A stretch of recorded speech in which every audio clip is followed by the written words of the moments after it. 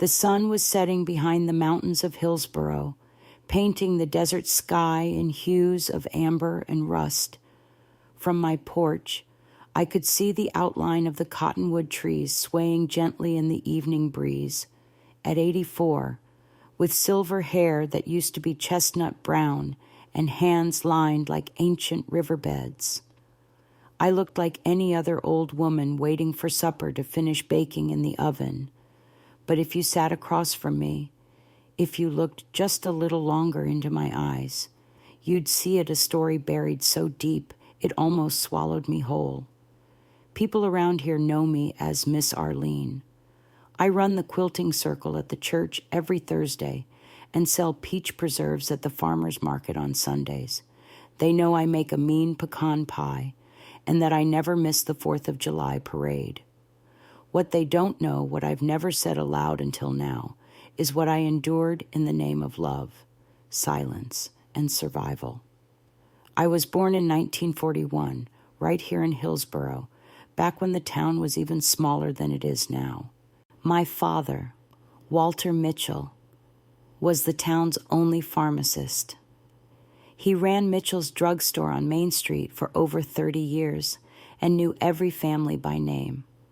My mother, Lillian, was a quiet woman with graceful fingers who gave piano lessons out of our front parlor. She wore her hair in the same soft bun every day and insisted I wear gloves to church even in July.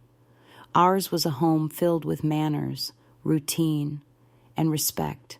That word respect was sacred. Speak with respect, walk with respect, live with respect, my mother used to say, as she adjusted my collar and handed me a packed lunch for school. She never raised her voice, never let her emotions show, even when she was tired or disappointed. She believed the world had a place for women like us if we stayed proper, polite, and quiet.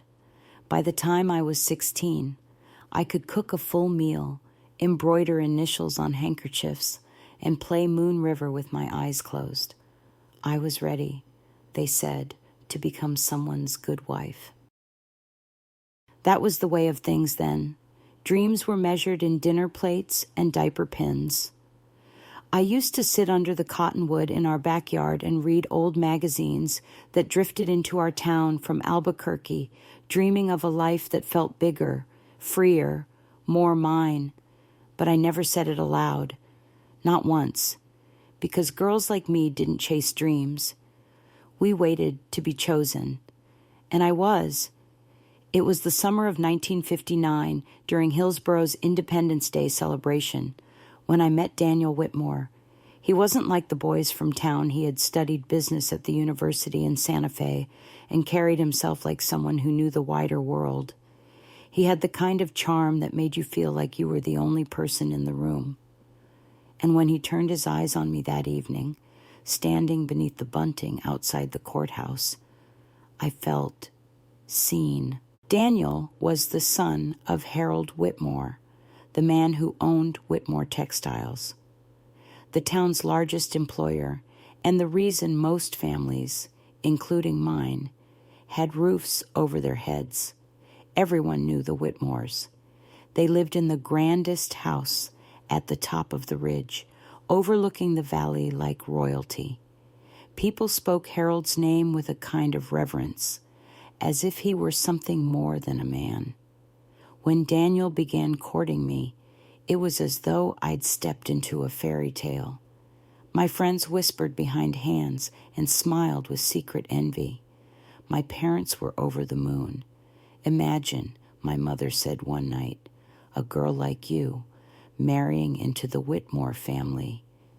That's not just a marriage, it's a future.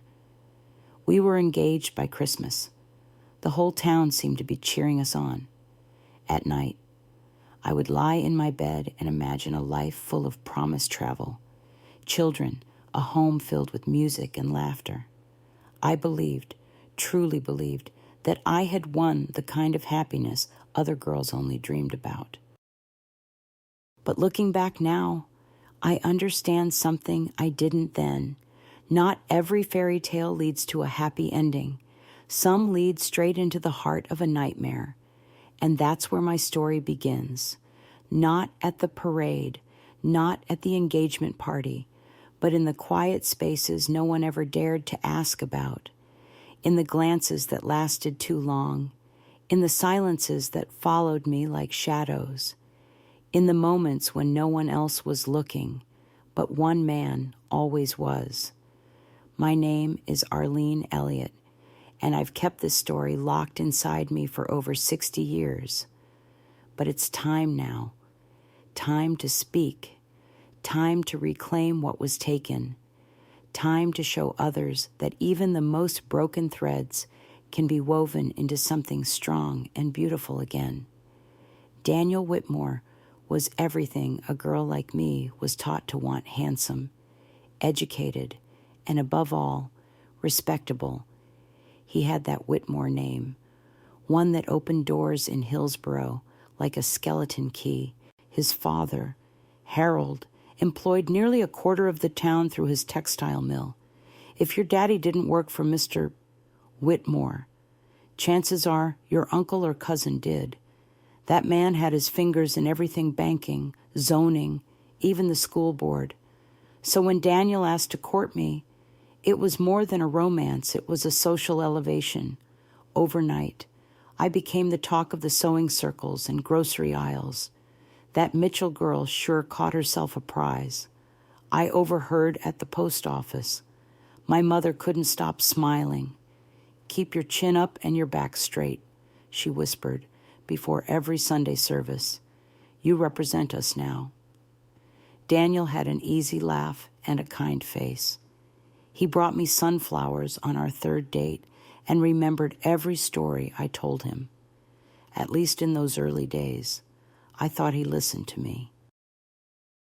We would stroll along the dusty roads outside of town, his hand gently guiding the small of my back, talking about things I never dared to dream of: new cars, business ventures, even trips to Santa Fe or maybe, someday, California.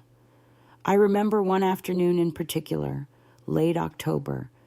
We sat under a sycamore near the riverbank, and Daniel took my hand in his. "You're not like other girls.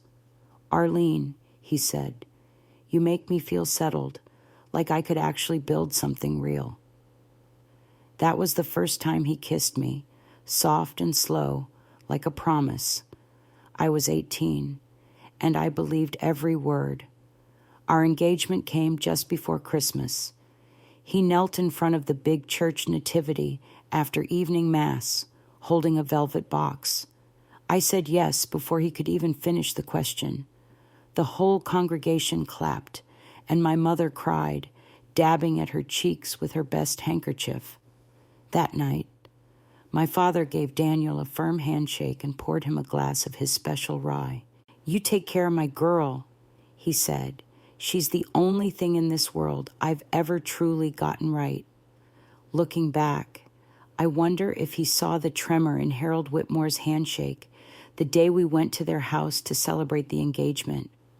I remember it now, clear as a photograph. Harold towering over everyone, neatly pressed in his gray pinstripe suit, with that thick black mustache and a cigarette he never smoked, just held like a symbol of control. He welcomed me with a smile too wide and eyes too narrow, eyes that watched me longer than was decent. Evelyn Whitmore, Daniel's mother, greeted me with icy politeness. She was tall and slender, always in black, ever since her first husband died.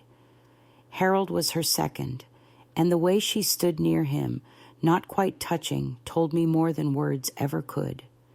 She looked me up and down, then turned to Daniel and said, "We'll need to bring her up to standard. Being a Whitmore wife is no simple matter." That was the first time I felt a chill down my spine in that house on the hill, but I brushed it off. I was engaged to Daniel, not his family. That's what I told myself. From January to June, I was transformed into a bride-to-be under the careful direction of Mrs. Whitmore. She scheduled my fittings, oversaw my table etiquette, and instructed me on the subtle art of being present but never imposing. I started going to the Whitmore estate nearly every day to prepare, though, if I'm honest. I didn't know what for. Marriage, a role, a performance. I told myself it was just nerves. Daniel had taken a position at the mill, working under Harold's supervision. "He's grooming me to take over," he said with pride, though something in his voice made me wonder if that was truly his dream or just Harold's. Still, he brought me little gifts perfume from Santa Fe, a book of poetry he said reminded him of me, even a record player that he said we'd listen to together in our new home. He was charming, kind, attentive, except when his father entered the room. Then he'd stiffen. He'd nod along with Harold's words like a schoolboy desperate for approval. I noticed it more and more, how he would glance at Harold before answering, how he never contradicted him, even when I could see in his eyes he wanted to. But I said nothing. It wasn't my place, not yet. One afternoon, while Evelyn and I were choosing linens, Harold asked me to come view imported fabrics at the warehouse for your wedding dress, he said. I didn't want to go alone with him, but Evelyn seemed pleased. "It's good for you to understand the business," she said. "It will help you support Daniel better." So, I went. The ride was quiet, filled with Harold's slow commentary on profits, expansion, and the Whitmore legacy. He mentioned how fortunate I was to marry into a family of power. And then he looked straight at me and said, "Most women around here die in the same house they were born in. You'll have a view from the top." He smiled. And again, I felt that same chill. Still, I smiled back. I was too well trained not to. And I said nothing. Not that day. Not for many days after. Because I still believed I was living a dream. Because I still didn't know that some dreams come with shadows. It began with little things. Glances that lingered longer than they should. A touch on my back that didn't feel quite right. A compliment about my figure whispered just low enough that others wouldn't hear. At first, I told myself I was overreacting, that Harold Whitmore was just an old-fashioned man, set in his ways, unaware of how he made people feel. But that wasn't true. Deep down, I knew. I just didn't want to know. The first real moment of fear came in February. Daniel was leaving for a 2-week trip to New York to meet with some textile partners. He kissed my cheek at the train station and promised to bring back silk from the city. I smiled and waved like the good fiancé I was supposed to be. The next day, Harold showed up at my parents' house. It was early afternoon, unusually warm for February. My mother was in the front room, teaching scales to the Mackenzie girls, and my father had gone into town to run errands.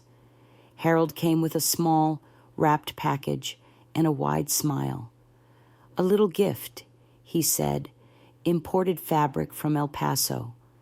I thought we could drive to the warehouse and pick out something special for your gown. The good stuff what we keep in back for real clients." My stomach twisted, but I smiled politely. "That's very kind of you. Mr. Whitmore, call me Harold," he said. "We're almost family now. I should have said no. I wanted to say no. But in 1960, a girl didn't refuse her future father-in-law, especially not the richest man in town. And certainly not when your mother was beaming at him with pride, pushing you toward the door as though you'd been invited to the governor's mansion. "It's such an honor. Arlene," she said. "Now hurry and don't keep him waiting." I still remember the sound of the car door slamming shut. I still remember the smell of leather and cologne, sharp like citrus and tobacco. I tried to focus on the road outside the window, counting fence posts, swallowing the rising panic in my throat. Harold spoke the whole way there about shipments, contracts, the new machines he'd ordered. I didn't say much. I couldn't. When we arrived, the factory was nearly empty. It was Sunday. Just a few men in security uniforms lingered near the front office. Harold led me through a back hallway I hadn't been in before. He said it was where they stored imported pieces. We only show this to our top clients, he added, smiling. The room smelled of dust and fabric softener. Rolls of cloth were stacked high like silent witnesses. He closed the door behind us and turned the lock. The click echoed in the air, louder than anything I'd ever heard. That's when it happened. The memory comes in flashes, like old film reels warped by heat. His voice in my ear, his hand over my mouth, the weight of his body pressing mine against the table, the coldness of the metal buttons on my blouse against my skin, the pressure, the pain, the sound of fabric tearing. His words burned into my memory. No one will believe you. I'm Harold Whitmore. You say anything, and I'll ruin your father's business. Your mother will lose her students. You'll be disgraced. No husband, no future, just shame. And just like that, it was over. He straightened his tie, smoothed his hair, and walked me out as though nothing had happened. Like we had just picked out ribbon samples. When we reached the car, I sat like a statue, hands clenched in my lap, face turned toward the window. My mother was waiting on the porch when we returned. How thoughtful of him, she said, taking the fabric. Such generosity. You're marrying into a fine family, Arlene. I nodded and went straight to my room, locked the door, and cried into a pillow until my throat was raw. I didn't sleep that night, or the next, or for many nights after. I wanted to tell someone, my mother, Daniel, even Evelyn, but his threats echoed louder than my own voice. He was right. Who would believe me I was a pharmacist's daughter? He was Hillsborough's golden man. And what if Daniel didn't believe me? That thought hurt most of all. For the next several weeks, I avoided the Whitmore house as best I could. I made excuses, headaches, errands, stomach aches. My mother scolded me gently, saying it wasn't ladylike to neglect my future in-laws. These are the people you'll call family, she said. You mustn't offend them. But how could I explain that the man she admired had already stolen something from me I would never get back? Still, the wedding plans marched on. Invitations were ordered. The church was booked. Evelyn showed me where I'd stand, what music would play, what flowers I'd carry. She never noticed how pale I'd become, how my hands trembled when Harold entered the room. And Daniel, he tried. He really did. He brought me small gifts, told me I was beautiful, talked about the life we'd have together. I wanted to believe in that future. But every time he touched my shoulder or took my hand, I flinched. One afternoon, as I was leaving their house, Harold stopped me in the hallway. We'll have more time together after the wedding, he whispered. Then no one will question it. I didn't respond. I didn't even breathe. I just walked out, holding back tears until I made it home. That night, I stood in front of the bathroom mirror and didn't recognize the girl staring back. She looked hollow, haunted. Her eyes, once so full of wonder, were now dulled with fear. I was only 19 years old, and I felt 100. June 12th, 1960. The day I was supposed to be the happiest girl in Hillsborough. Instead, I stood behind the heavy oak doors of St. Matthew's Church, gripping a bouquet of white lilies like a lifeline, my knees trembling beneath a silk gown chosen weeks earlier, back when I still thought I had a say in what my life would look like. The veil over my face couldn't hide the sickness churning in my stomach. The whole town had shown up for our wedding. People were packed into every pew, smiling, chatting, fanning themselves in the hot desert air as if it were any other Sunday. To them, it was a fairy tale. To me, it was a sentence. The organ played, the doors opened, and I stepped forward. I remember thinking, this isn't a walk down the aisle, it's a walk to the gallows. Each step felt heavier than the last. I tried to focus on Daniel at the altar, his warm smile, the way his hands were slightly clenched with nerves. He looked proud, happy, oblivious. And then I saw Harold, sitting in the front row, beaming like the proud patriarch, dressed in a dark suit with a red pocket square, legs crossed, hands folded in his lap. His eyes met mine as I passed, and in them was a knowing glint that made my throat tighten. He gave me the slightest nod, as if to say, "Smile, Arlene, you're mine now." I kept walking. I said my vows with lips that barely moved. I kissed Daniel with tears burning behind my eyes. The town clapped and cheered. The bells rang, and I stood beside my new husband, feeling like I'd just handed my life over to the enemy. After the reception, Daniel and I were driven to a house just a short drive from the Whitmore estate. Harold had built it as a wedding gift to keep the family close. He said, it was a beautiful 2-story home, white with blue shutters, nestled on a quiet street with a view of the hills. It was also a prison. Daniel carried me across the threshold with a laugh, kissing me again, whispering promises of our future. I tried God. I tried to believe we could still have something real, something untouched by the rot Harold had already planted. For a time, I held on to that hope. Daniel went to work each morning, throwing himself into the business, eager to prove himself. He'd come home tired but smiling, ready to share ideas or talk about the family company. And me, I spent most days alone in that too big house with too many windows. I organized closets, rearranged furniture, baked pies I didn't eat. I wrote letters I never sent. I avoided mirrors. And I waited.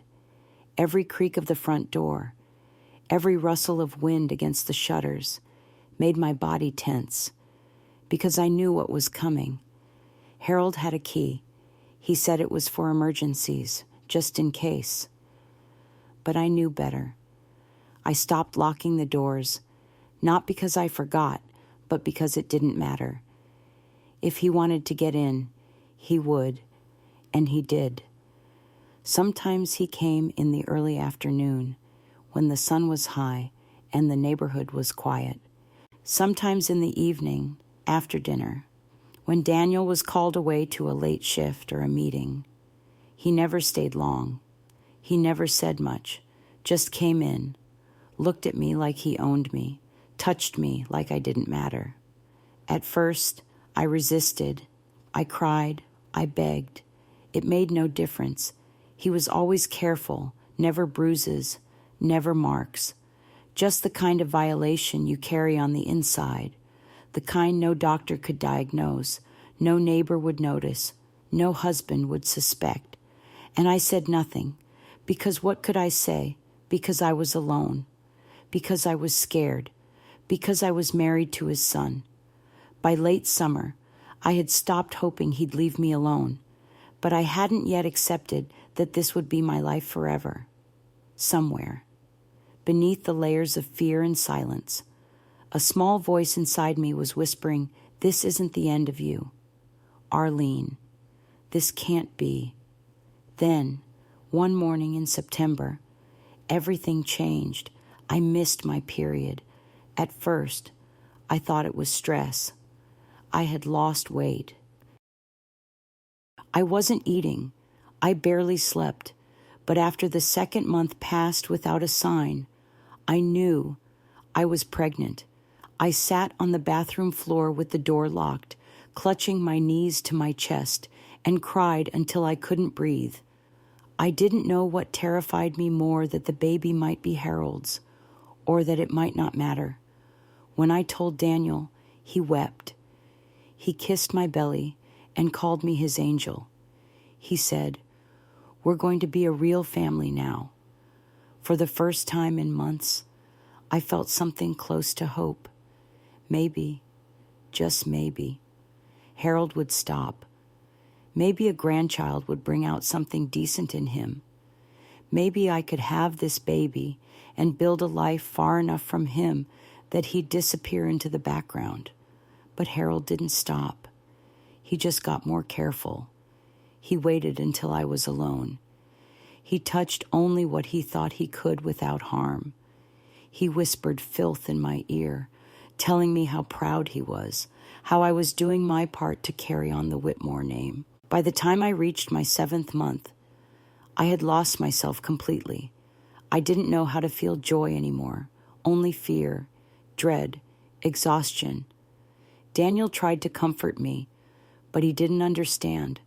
How could he? He thought I was just tired, overwhelmed, emotional, and in a way, I was all of those things. But mostly, I was drowning in a secret I couldn't carry anymore. And I didn't yet know that the moment of truth was closer than I imagined. That soon, the silence I had lived in would be shattered, that the man I married would walk through the door and see the monster his father truly was. It was one of those early March days when spring teased the air but hadn't quite settled in.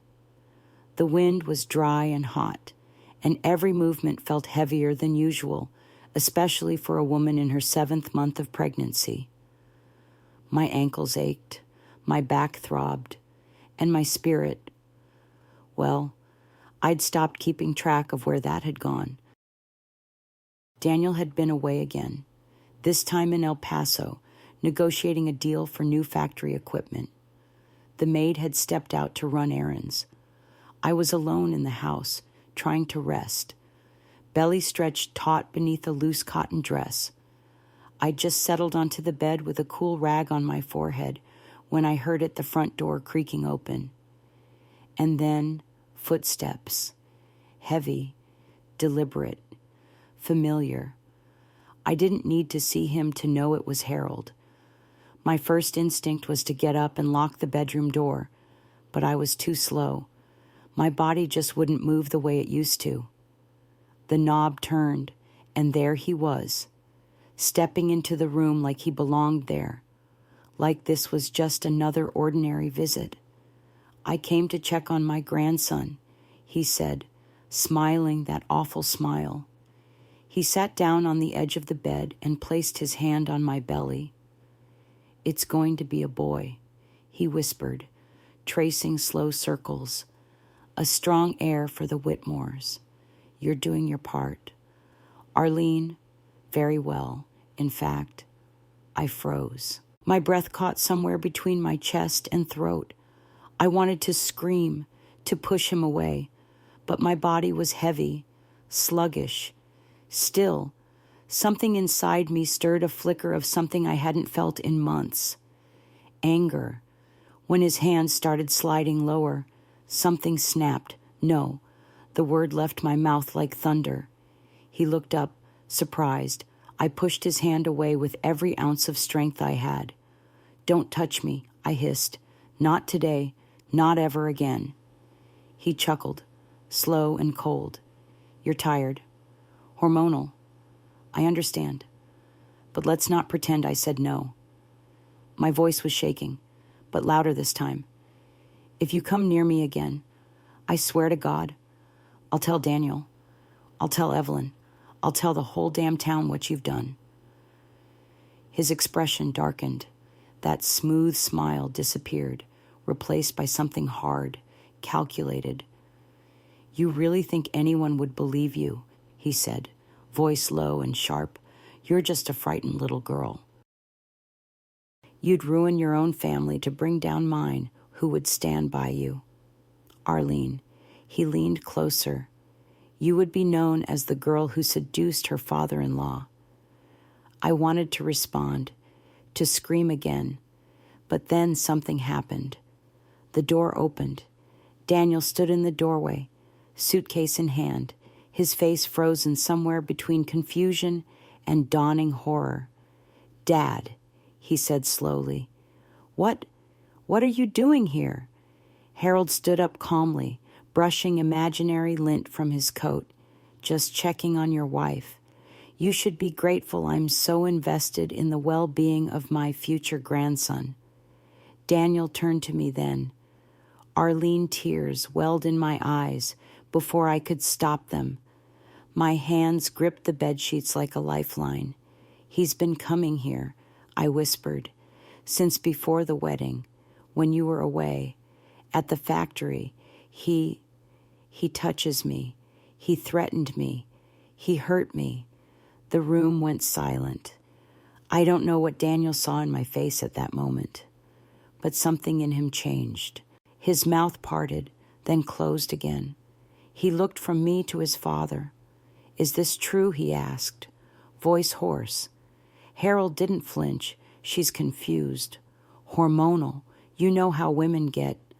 That was the wrong thing to say, because suddenly Daniel lunged. He tackled Harold to the floor so fast I barely registered it. There was yelling, fists slamming against flesh, the sound of furniture toppling. I stayed on the bed, paralyzed, clutching my belly, whispering to my unborn child, "It's okay, baby. It's going to be okay." Evelyn arrived moments later, drawn by the chaos. She rushed into the bedroom and screamed when she saw them, Daniel on top of Harold. Fists flying, blood on the carpet. "Enough," she cried. Stop it right now." Daniel backed away, panting, face red, knuckles bleeding. Harold lay on the floor, stunned and silent for once. Evelyn looked at me. I think she already knew, but I said it anyway. "He's been hurting me," I whispered, "since before the wedding. At the factory. At this house. He threatened my parents." Evelyn's face turned ashen. She looked at Harold with a mixture of rage and disgust. Again, she whispered. Daniel turned to her. Again, Evelyn nodded, shoulders trembling. He did the same to the bookkeeper's niece and the secretary before her. I looked the other way. I told myself it was just rumors. But not this. Not my son's wife. Not the mother of my grandchild. Harold tried to rise, but Evelyn stepped forward, and for the first time in my life, I saw fire in her. "You are not welcome here anymore," she said, voice steady. "Not in this house. Not near my family. Not near Arlene. Get out." Daniel helped her up from the floor. "If I ever see you near my wife again," he said through clenched teeth, "I won't stop next time." Harold staggered out the door, his pride more wounded than his face. And just like that, the man who ruled Hillsborough with silence and money was gone. When the door slammed shut behind him, it felt like the house exhaled. Daniel knelt beside me, took my hand, and said through tears, "Why didn't you tell me I was scared?" I whispered, "Scared you wouldn't believe me, scared of what he might do, scared I'd lose everything." "You'll never have to be scared again," he said, and for the first time in months, I believed him.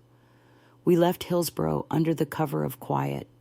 No farewell party, no send-off, just a sold house, a packed truck, and a long drive east with 2 babies in tow and the past riding heavy in the back seat. We'd sold everything we could, Daniel's prized Chevrolet, the wedding china, even my mother's piano. The factory was crumbling under scandal, and no one in town wanted the Whitmore name attached to their ledger anymore. I didn't shed a single tear as we drove out. By then, the pain had dried into something harder, something heavier. It was May 1962 when we arrived in Boston. The city felt impossibly loud and fast. Hillsborough had been dust and hush. This was traffic and concrete, strangers and neon lights. Daniel had found us a modest apartment in Dorchester, 2 bedrooms, no yard, and windows that faced a brick wall. But to me, it was freedom. No one knew us. No one whispered behind our backs. No one looked at me like a fallen angel or a liar or a girl who ruined the Whitmore family. We were just another young couple starting over. Daniel took a job as a production manager in a textile warehouse near the port. It wasn't glamorous, but it was honest, and it paid enough to keep food on the table. He'd come home with grease on his shirt and exhaustion in his eyes, but also with something new peace, maybe even purpose. He was no longer Harold Whitmore's son. He was just Daniel Elliott now, husband, father, worker, and that suited him just fine. As for me, I found purpose in the only place I still had control my hands. Back in Hillsborough, I'd spent years learning about fabric silk, chiffon, brocade. Evelyn had made sure I could identify weaves by touch, match colors by season, and thread a needle with one eye closed.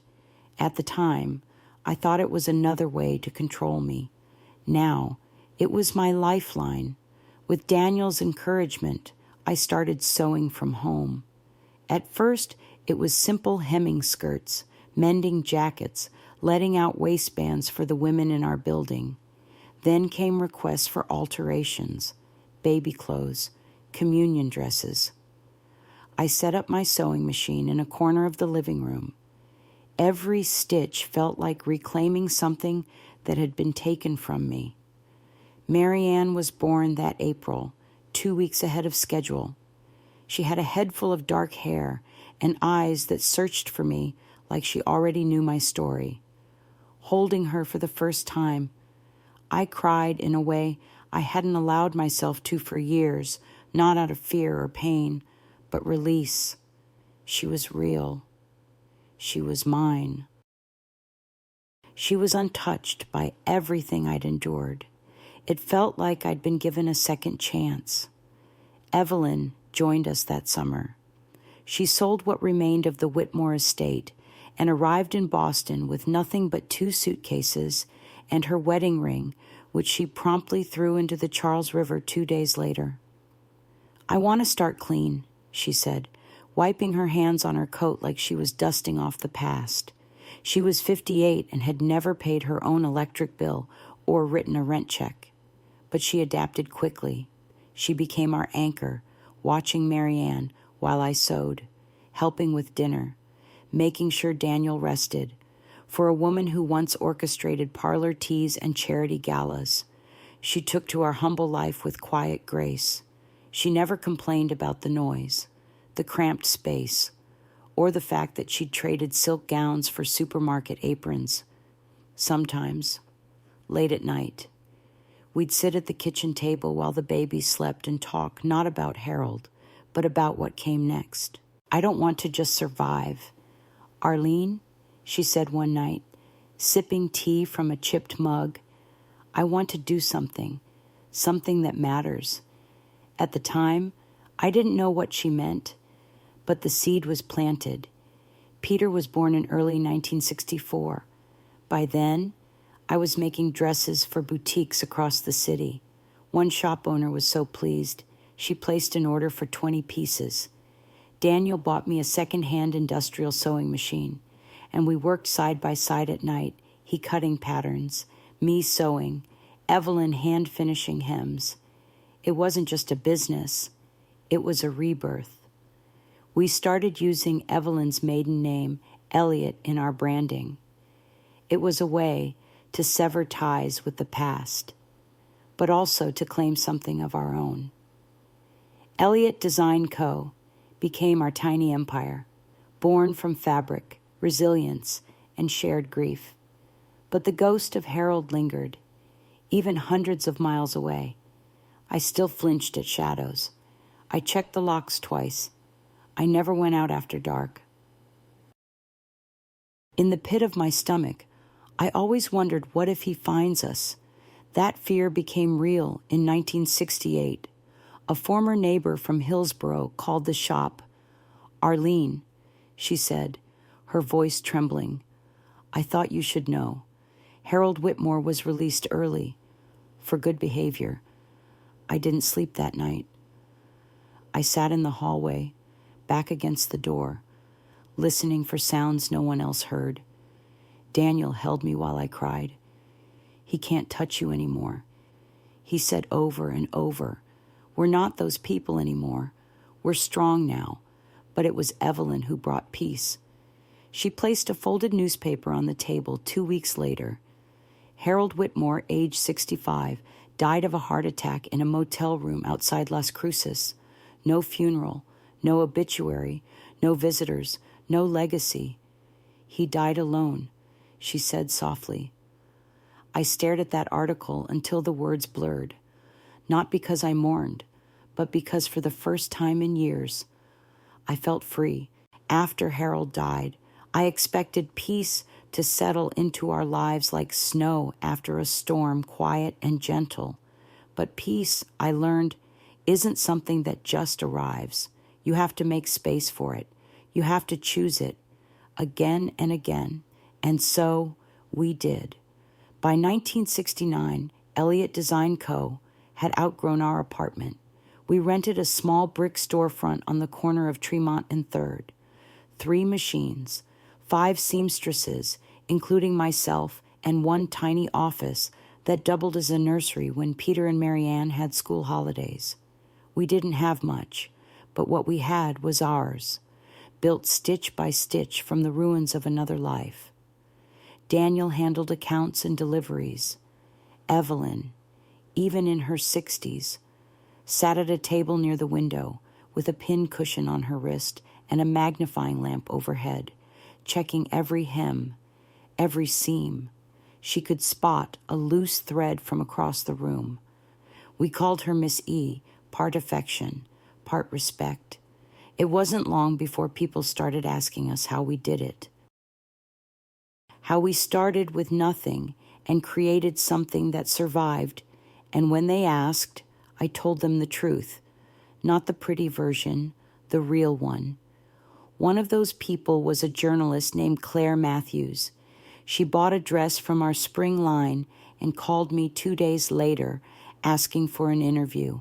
"I think your story could inspire a lot of women," she said. I laughed, nervously. It's not exactly the kind of story that sells dresses, but she insisted. So one Sunday, while Daniel took the kids to the park, I sat across from her in our shop and told her the whole thing, from Hillsborough to Boston, from Harold's cruelty to the courtroom, from survival to sewing. I cried. She did, too. And when the article came out a month later, titled "From Shadows to Stitchwork, The Woman Who Rebuilt Herself," everything changed. Letters started arriving, dozens at first, then hundreds. Women from all over the country, mothers, wives, daughters, grandmothers shared their own stories, abuse, silence, shame. Some had never told a soul until they wrote to me. And every letter ended the same way. "Thank you for speaking. Thank you for showing it's possible to survive." I read each one with Evelyn at my side. One evening, she folded the last letter of the day and said, "We can't ignore this. It's just a story." "Evelyn," I replied. "No, Arlene. It's a door, and we need to hold it open." That's how the idea of the Women's Center was born. We cleared a back room in the shop and filled it with folding chairs, a coffee pot, and a few warm blankets. Every Wednesday night, we left the closed sign in the window and invited women in. No advertising, no names, just word of mouth and quiet trust. At first, only 3 women came, then 5, then 10. They shared their stories in halting voices. They wept. They listened. They offered tissues and hands and understanding that no one else in their lives had given them. It was messy and beautiful and holy in a way I can't explain. I wasn't a therapist. I didn't pretend to have answers, but I had something else proof that healing was possible. We called it the Arlene Center for Women, not because I wanted my name on it, but because the women insisted. You gave us the courage to begin. One of them said, "Let your name be our permission."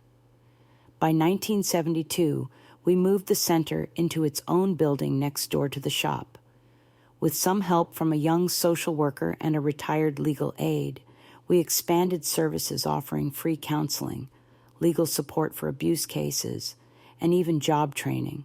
Daniel stood by every step of the way. At first, he was hesitant about our story being public. People can be cruel, he warned. What if it affects the business? But when I showed him one of the letters written by a 74-year-old woman in Iowa who said she hadn't spoken of her abuse since 1938, he just folded it quietly and said, "Let's keep going." Peter and Marianne grew up in that shop and that center. They'd sit in the corner with their books while we ran support groups. Sometimes they'd offer the women cookies Evelyn baked. I didn't realize it then, but they were learning about strength, resilience, and truth in ways no textbook could teach them. Years later, Marianne told me, that center shaped my life more than school ever did. We were still healing, all of us.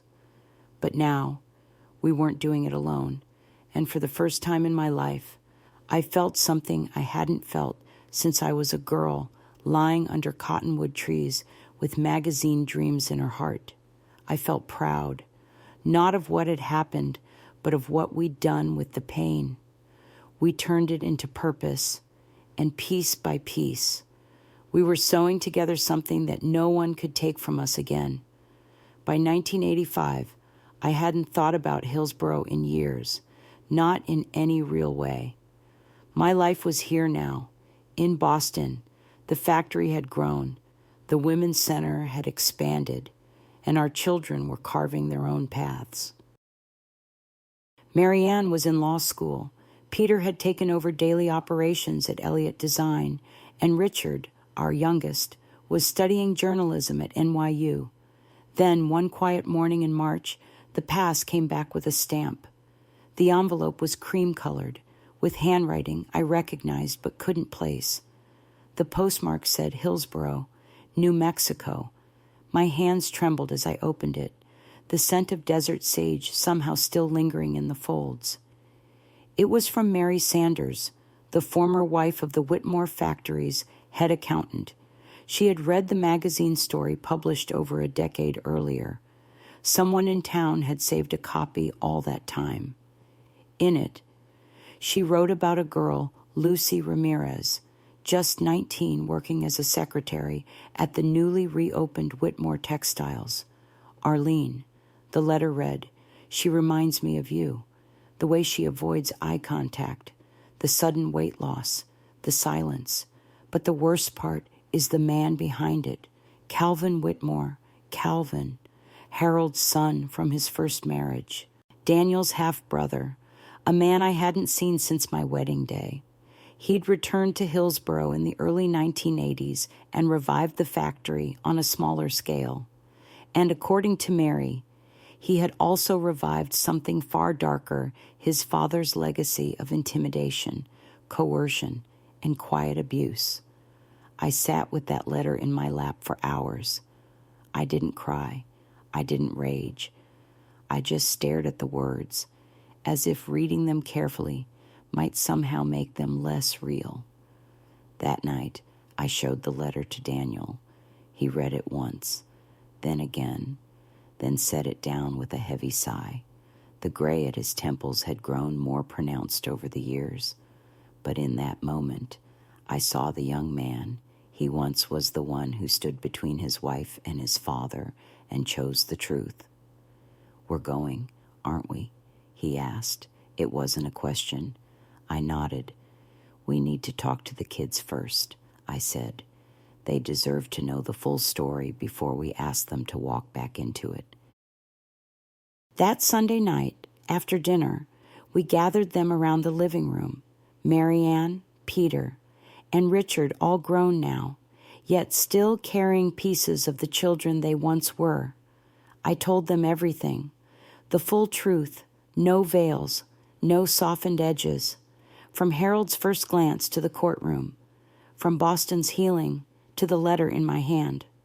They listened, silent and still.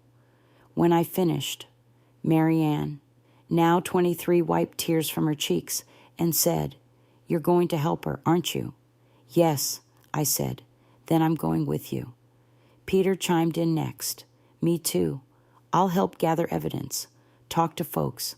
I know that town. I know how people think." Richard sat forward, eyes sharp. "I want to write about it, investigate it.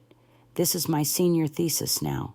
Looking at them, my children, full of conviction, I felt something swell in my chest. Not just pride, hope. We returned to Hillsborough in August. It had been over 2 decades since I'd last stood on that soil. The streets were paved now. There were new storefronts, a few modern cafes. But the old wounds still breathed through the cracks. Whispers followed us. "There she is, the woman who took down the Whitmores." We checked into a small inn near Main Street. The owner recognized Daniel immediately. He looked so much like his father once did, but she said nothing, just handed over the keys with a respectful nod. The next morning, we met Mary Sanders at her home. Time had not been gentle with her. Her back was hunched, her hands gnarled, but her eyes held the same strength I remembered from long ago. She embraced me like a sister and introduced us to Lucy, the girl in question. Lucy was barely older than I had been. She had quiet eyes and a nervous smile. She'd worked for Calvin for 7 months, and already she had stories that sounded too familiar. His tone, his special attention, the inappropriate comments masked as compliments. "I didn't think anyone would believe me," she whispered. "I do," I told her. "I was you, and now we fight together." What followed was a whirlwind. Marianne gathered affidavits. Peter visited former factory workers. Richard tracked down former victims of Harold, and now Calvin. The town wasn't ready for us, but we didn't care. We weren't the same scared family anymore. We had returned not to bury the past, but to finally finish what we'd started. It started with whispers, then it turned into questions, and by the end of the month, it became something that no one in Hillsborough could ignore. When Lucy Ramirez filed a formal complaint against Calvin Whitmore, the town held its breath, just like they had all those years ago when I took the stand against Harold. But this time, the silence didn't win, because we were there. All of us. Marianne helped Lucy prepare her statement. Peter met with former employees who had long buried their own truths. Richard began writing a column in the local newsletter anonymously, at first sharing survivor stories and connecting patterns across decades. Daniel and I visited old neighbors, some of whom had once turned away from us in shame or disbelief. To our surprise, many of them apologized quietly, sincerely. "We didn't know what to do back then," one said, eyes lowered. "But maybe it's not too late to do something now." And then came the day we confronted Calvin. He was standing outside the newly remodeled Whitmore Mill, smaller now, but still bearing that same family name like a scar. When he saw Daniel and me walking toward him, his posture stiffened, but it was Daniel who spoke first. "You look just like your father," he said, "except I always thought Harold had more shame." Calvin scoffed, "You're back to finish off what little we rebuilt." "No," I replied. "We're here to make sure history doesn't repeat itself. He tried to dismiss it all, called it lies, accused Lucy of seeking attention, but we were ready. Mary Ann filed legal paperwork the next day, joined by 2 other women who came forward after Lucy's courage made the front page of the Hillsborough Gazette. Richard's articles were reprinted in regional outlets, and soon journalists from Santa Fe and Albuquerque came knocking. We didn't stop, and Hillsborough began to change. It was slow at first, but it was real. Women who had kept silent for decades now sat in folding chairs at Mary Sanders' house, sharing coffee and courage. Lucy announced she would run for town council the following year. This place has been run by fear long enough, she said. I'm ready to change that. On our last morning in town, more than 20 women gathered in front of our inn. Some wore aprons, others business suits. Some had walkers, others strollers. They weren't there to protest. They were there to thank us, to thank Lucy, really, to remind each other that change starts with one person who refuses to stay silent. Lucy hugged me tightly. I'm going to be okay, she said, and I believed her. As we drove away from Hillsborough, the desert sun rising in our rearview mirror, I realized the full truth of what had just happened. We hadn't just confronted a man. We had broken a cycle. What once felt like a wound too deep to heal had become something else, entirely a spark. And this time, it wasn't going out. Time has a way of softening the edges of pain, but it never truly erases it. Even now, as I sit in my sewing room, no longer a factory floor, just a quiet corner with lace curtains and the hum of an old Singer machine, I can still feel the echoes. The echo of that slammed bedroom door. The echo of Daniel's voice, shaking with fury and love. The echo of Harold's footsteps, once haunting, now just memory. But above all, what I hear most clearly is my own voice, the one I finally found. The one I refused to silence again. After we returned from Hillsborough, life kept moving. Lucy won her seat on the town council. Calvin was eventually charged not just with harassment, but with tax fraud and embezzlement. His business collapsed. Hillsborough changed its skin again, slowly, painfully, beautifully. Back in Boston, the Arlene Center grew into something far beyond anything we imagined. We expanded into 5 states. We provided not only emotional and legal support, but also housing, job training, and something even more powerful, community. Mary Ann became a full-time legal advocate for abused women. Peter turned Elliott Design Co. into a brand rooted in ethical fashion and social purpose. Richard's article series on generational abuse in small towns won him national recognition and helped establish legislation supporting whistleblower protections in the workplace. Evelyn passed away in 1978 peacefully, with my hand in hers. She had spent the last decade of her life not preserving appearances, but rebuilding legacies. Celebrate the second part of my life, she had asked. That's the part I chose. Daniel and I grew old together. He died 3 years ago, cancer taking him fast and cruel. On his final morning, he reached for my hand and whispered, "You saved us, Arlene. You saved all of us." I shook my head and said, "We saved each other." And that, I think, is the truth of my life. I was not just a victim. I was not just a survivor.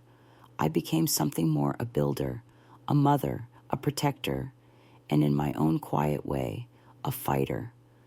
At 84, I still visit the center once a week, not to lead, not to fix, just to sit in the circle and listen.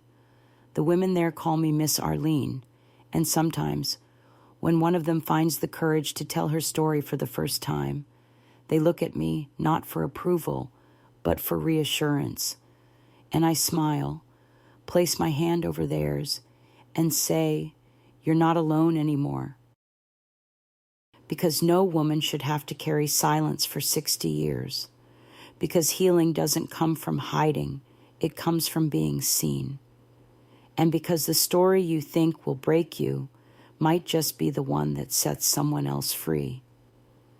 If there's one truth I've learned through a lifetime of pain, hope, and rebirth, it's this: our voices are more powerful than our fears. For years, I believed staying silent was safer, that protecting others meant swallowing my own truth. But silence gave power to the wrong people. It allowed pain to fester in secret places. When I finally spoke trembling, broken, unsure, I thought it might destroy me. Instead, it opened the door to my healing and to the healing of others, to every woman, man, or child carrying a story too heavy to hold alone. You are not alone. There is no shame in your survival. There is no weakness in your pain. And there is incredible strength in your truth. Use your voice, even if it shakes, especially if it shakes, because someone out there is waiting to hear it. And maybe it will be the voice that finally gives them permission to live. If Arlene's story touched your heart, if it reminded you of your own quiet strength or that of someone you love, please take a moment to share your thoughts in the comments. Your voice matters more than you know. And if you believe in the power of truth, healing, and second chances, I invite you to subscribe to our channel. Together, let's keep telling the stories that deserve to be heard. Until next time, take care of yourself and never be afraid to speak your truth.